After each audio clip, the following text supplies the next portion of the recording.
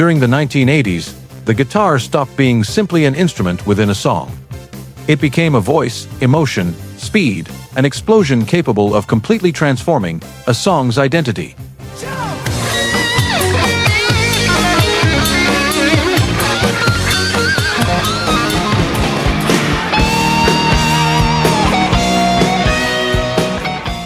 During this decade, the guitar didn't find just one way to sound, it found hundreds. From elegance to madness, from melody to speed, from pure rock to songs that ended up conquering the world. Today, we're going to explore 10 guitar solos that not only defined the 80s, but helped change forever the history of rock. Don't forget to subscribe to the channel and leave your like so you don't miss out of the content we'll be releasing every week. Thank you very much.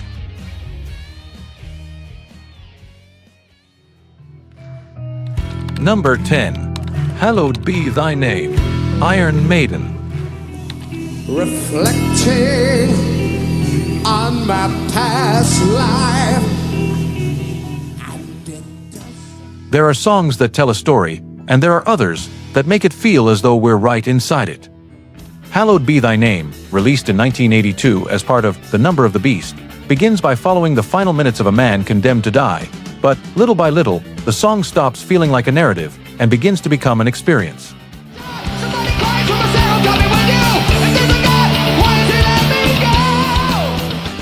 As the intensity builds, Dave Murray and Adrian Smith's guitars come in, and something extraordinary happens. They don't sound like two musicians competing for attention, but rather like two voices continuing to tell the same story. Murray enters first with a fluid, melodic phrasing, Smith responds with greater force, and then both guitars come together to bring the melody back.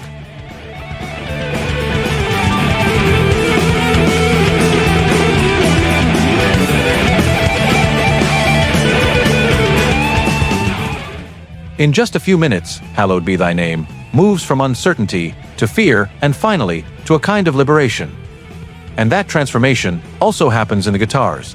They start out speaking, end up roaring, and when they come together again, they no longer seem like separate instruments, but a single voice.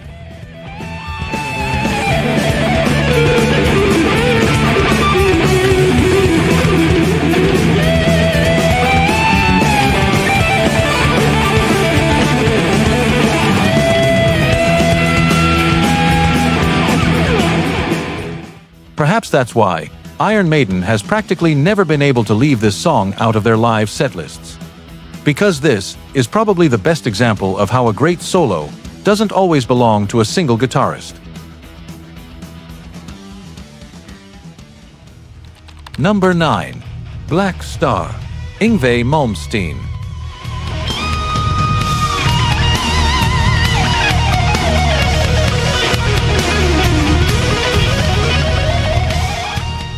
Here, we're changing the rules completely. In 1984, the electric guitar seemed to have reached one of its limits. Eddie Van Halen had turned speed into a new language, and Randy Rhoads had shown that heavy metal could also draw inspiration from classical music. Then, Yngwie Malmsteen appeared and decided to take that idea much further.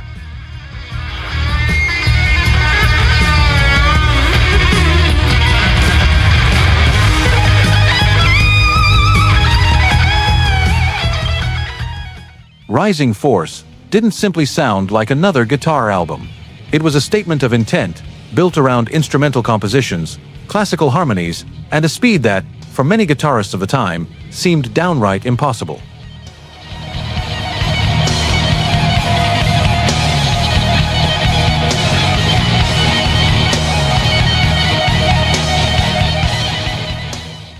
And at the heart of it all was Black Star, a piece where the guitar stops merely accompanying a song and becomes the song itself. Malmsteen had been working on some of these compositions for years before entering the studio, and the album ended up coming together almost by accident when his label asked him to record an instrumental project while he was still with Alcatraz. What was extraordinary wasn't simply playing fast. It was making that speed sound like classical music accelerated to the limit, with a precision and expressiveness that would go on to define the language of shred for the rest of the decade. And suddenly, the guitar of the 80s had no limits.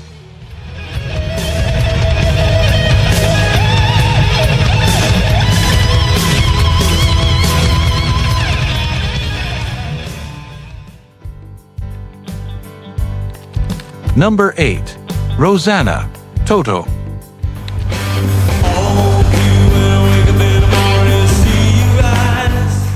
At first glance, Rosanna seems far too gentle to belong here.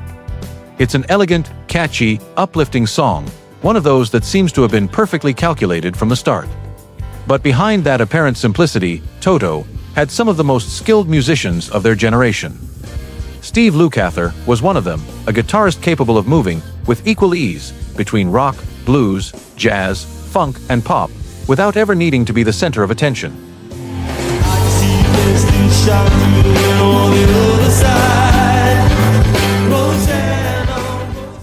In fact, he always had one very clear philosophy: to play whatever was right for the song, even when he could have made it far more spectacular.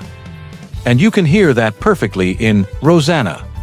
The solo doesn't try to dominate the song, but rather to converse with it. Each phrase appears at exactly the right moment, nestled between Jeff Porcaro's groove and the rest of the band, as if Lukather knew exactly how much he could say before letting the music breathe.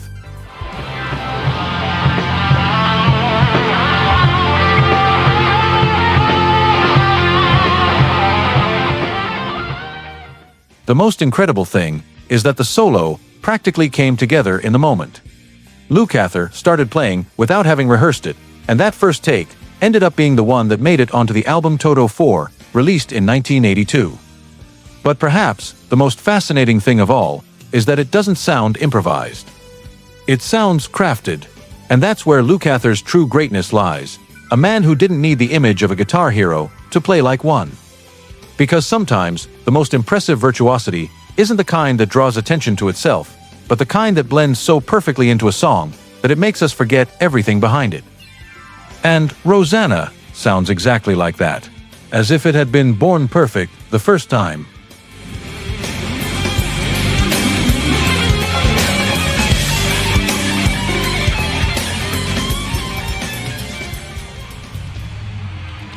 Number 7. Bark at the Moon, Ozzy Osbourne.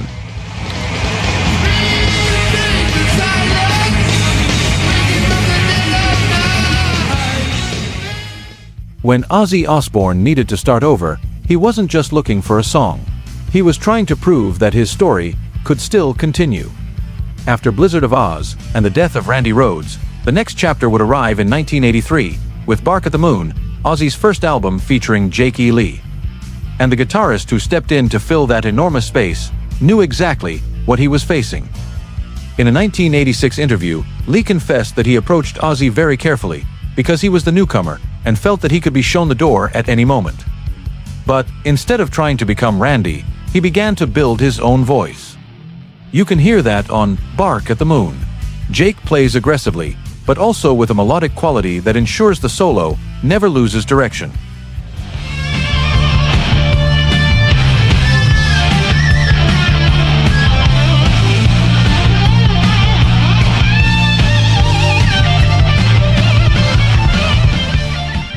Interestingly, the take that made it onto the album came about when he stopped trying to control it. He had spent an entire night trying to build a more melodic first half, until Ozzy told him to simply go out and play. Jake did a second improvised take, and that was the one that ended up being kept.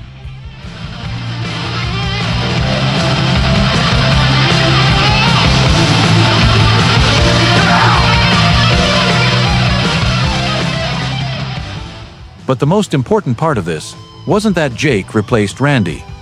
It was that he managed to make Ozzy sound like the future again, and that, in the middle of the 80s, was much, much harder.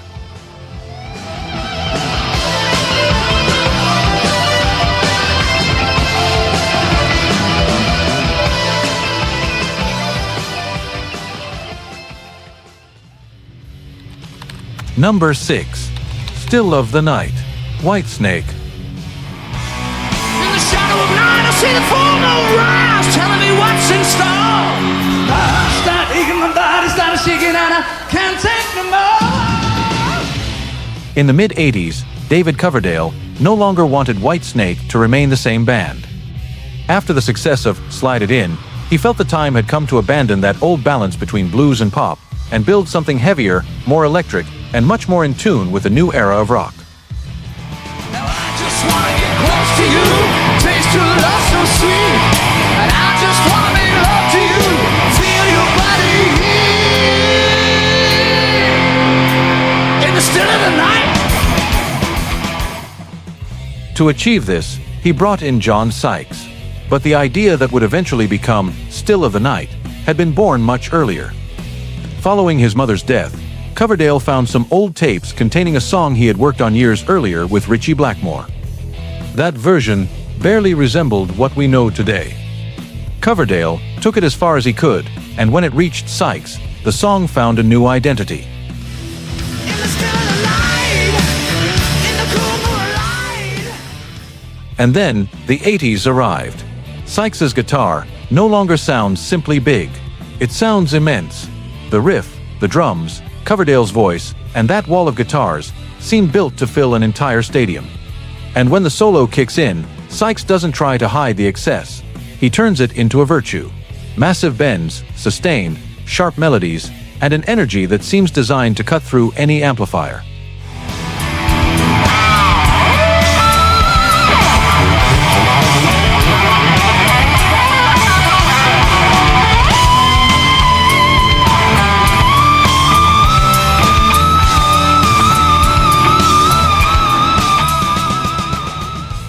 But that magnitude wasn't accidental.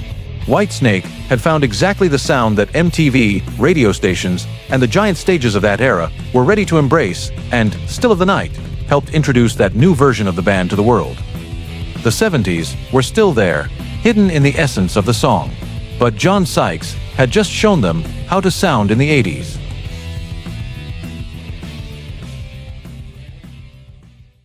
Number 5.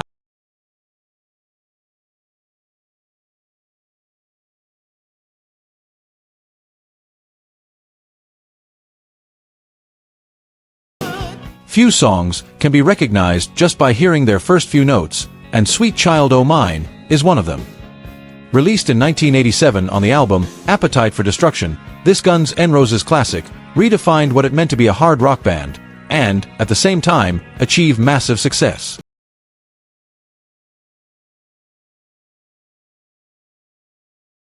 Slash's solo is uniquely melodic, as if he were making his guitar cry, and then exploding with a change in key that elevates the song to another level.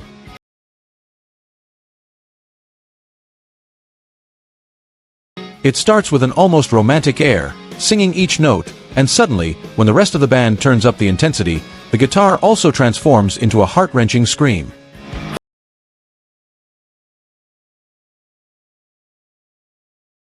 It's funny to think that Slash composed the main riff, while warming up and improvising some chords, without intending it to become one of the most iconic in rock. If you think Slash is one of the best guitarists of the 80s rock scene, subscribe to the channel so you don't miss any new videos about rock legends. Let's continue. Number 4. 1. Metallica.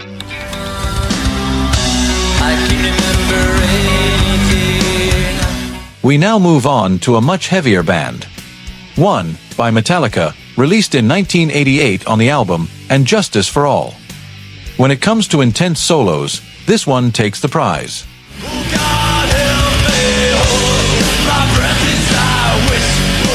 The song begins with a somber atmosphere, recreating the horrors of World War I. Kirk Hammett, first, offers a melancholic solo, with drawn-out notes that seem to lament human tragedies.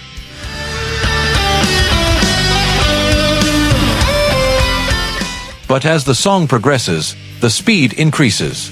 It's as if we suddenly opened the floodgates to uncontrollable fury. The tapping, rapid phrasing, and aggressiveness of the guitar combine with Lars Ulrich's drums to create a feeling of total catharsis.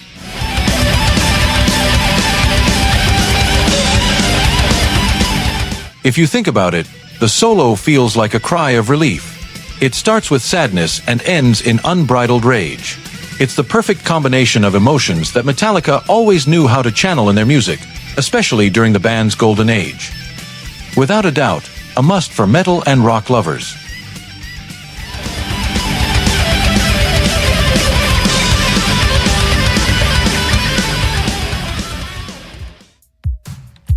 Number 3. Beat It, Michael Jackson.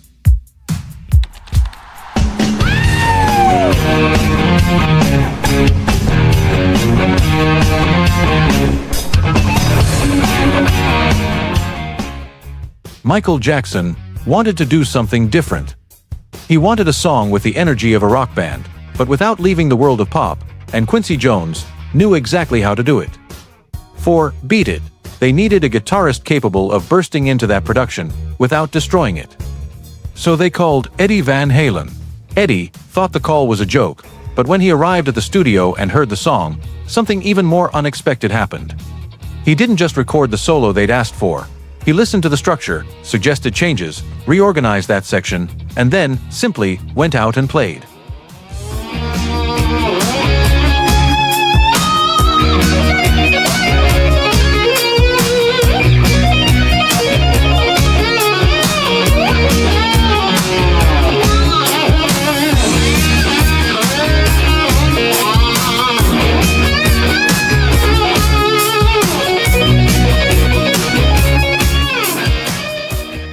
For a few minutes, one of rock's most explosive guitarists was shaping part of a Michael Jackson song, and that's what's so fascinating.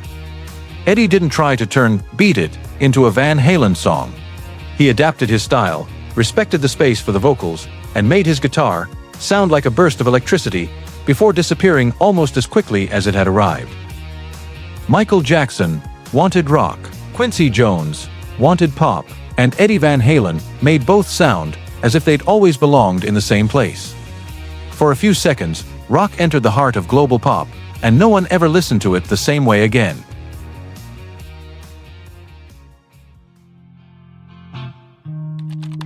Number 2. Purple Rain, Prince.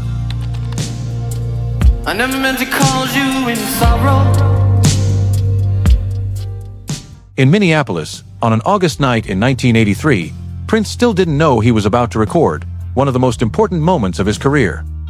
Purple Rain was still searching for its identity, and during rehearsals, a few simple chords from Wendy Melvoin ended up taking the song in a completely different direction.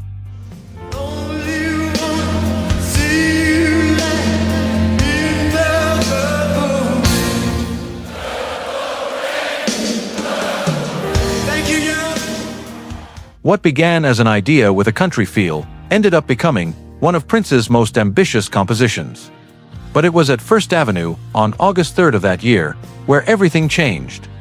The Revolution performed the song in front of an audience, while a mobile recording unit captured the performance. Prince knew something special was happening, and when the moment came to pick up the guitar, he stopped looking like a musician performing a song and began to look like someone trying to say something that words could no longer explain.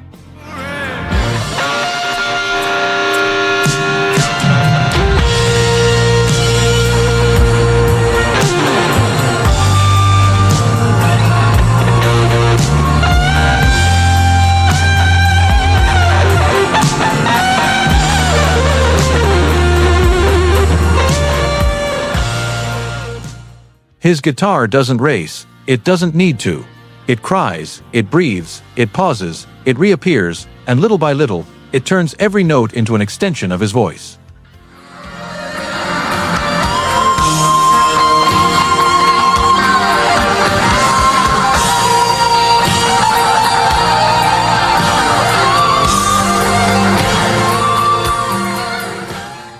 And perhaps that's why that solo works in such a strange way. It doesn't seem like Prince is trying to prove how good a guitarist he is. It seems like he's trying to make you feel the same thing he does. The definitive version would retain that heart born on stage, later refined in the studio, but with an emotion that could never be manufactured.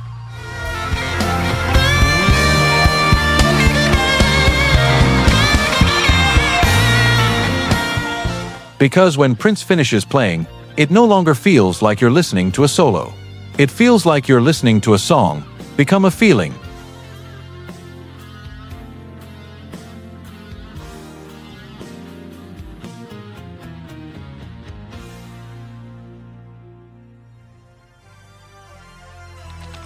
Number 1. Mr. Crowley, Randy Rhoads. Mr. Crowley.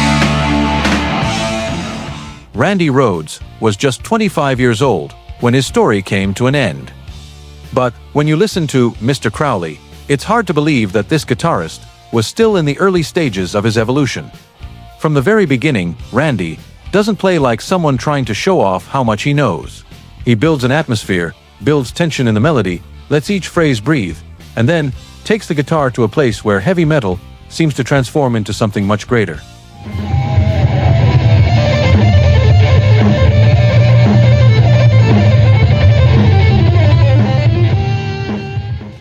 Part of that personality stemmed from an obsession that was unusual for a guitarist of his generation. Randy studied classical music, analyzed its structures, and looked for ways to bring those ideas into the language of rock without losing their power or emotion.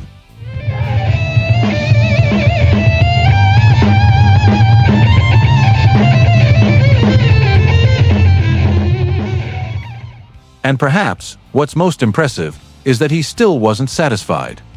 In his final interviews, Randy spoke like a musician who felt he still had so much left to discover. He wanted to evolve, experiment, and find something that no one had done before.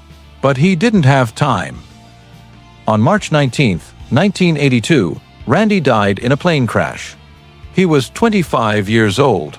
And then everything changes, because we no longer hear just an extraordinary guitarist. We hear the sound of an evolution we never fully came to know. Perhaps that is why Mr. Crowley still sounds so unsettling. It doesn't just show us what Randy Rhoads managed to do. It reminds us of everything he still could have done.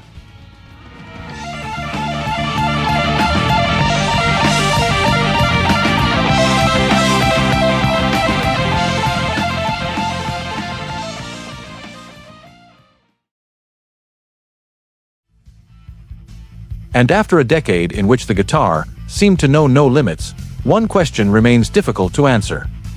We don't know if it was the speed, the emotion, the technique, the melody, or simply that ability to make a song feel completely different after just a few seconds of guitar. Perhaps the answer lies in all of them, because the 80s didn't create a single way of playing. They created a generation of guitarists who turned every note into a different way of saying something. And some had entire decades to discover just how far they could go. Others didn't have that opportunity, but they all left something behind that we can still hear today. If you enjoyed this journey, join us for the upcoming World Icons documentaries, and subscribe to the channel to keep discovering the stories behind the music that changed generations. Because a great song may stay in your memory, but a great guitar can stay forever.